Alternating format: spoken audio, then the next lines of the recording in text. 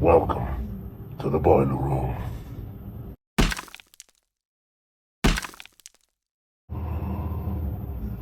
Hello? Hello? Peepholes. Peepholes are there to protect us, right? Before your Ring doorbells or your CCTV. A peephole, you look through it, you see somebody you know, you let them in, everything's gonna be fine, right? Wrong. Let's enter the boiler room.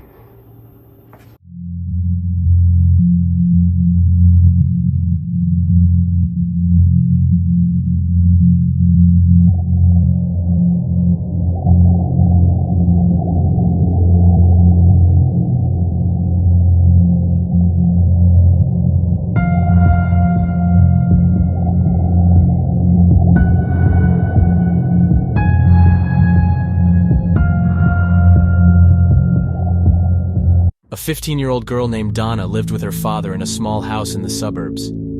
Ever since her mother died, Donna had depended on her father for everything. They had a wonderful relationship and loved each other very much. One morning, Donna's father was leaving on a business trip. As they ate breakfast together, he told her that he would be home very late that night. With that, he kissed her on the forehead, grabbed his briefcase, and walked out the front door.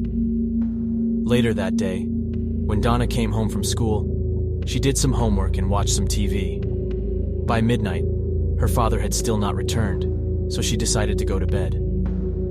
That night, she had a dream. She found herself standing at the edge of a busy highway. Cars and trucks whizzed by at an alarming rate. She looked across the highway and saw a familiar figure standing on the other side. It was her father. His hands were cupped around his mouth, and he seemed to be shouting something to her, but she couldn't make out what he was saying. As the traffic whizzed by, she strained to hear. Her father's eyes were sad. He seemed to be desperately trying to communicate something to her. She could barely make out the words. "Don't open door." Suddenly, Donna was awoken from the dream by a strange tapping noise. Tap, tap, tap. Then somebody began to ring the doorbell downstairs. Ring, ring, ring. She scrambled out of bed and put on her slippers. Then, dressed only in her nightgown, she ran downstairs and went to the front door. Looking through the peephole, she saw her father's face outside. He was staring right at her. The doorbell kept ringing insistently. "Okay, hold on!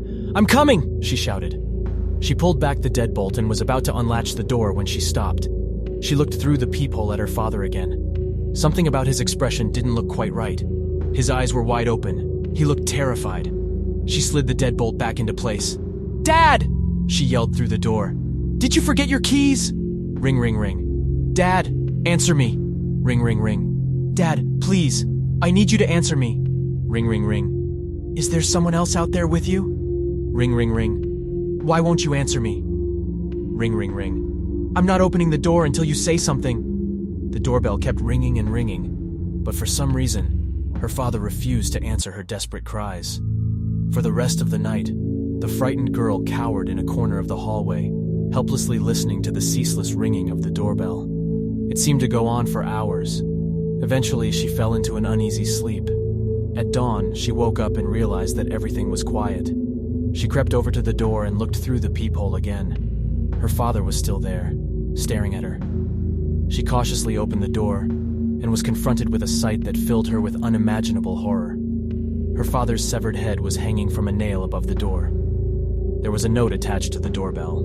In crude, scrawled handwriting, it read, "Clever girl."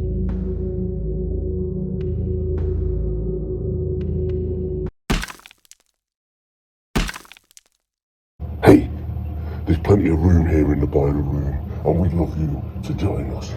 So head over to www.talesfromtheboilerroom.com and submit your stories.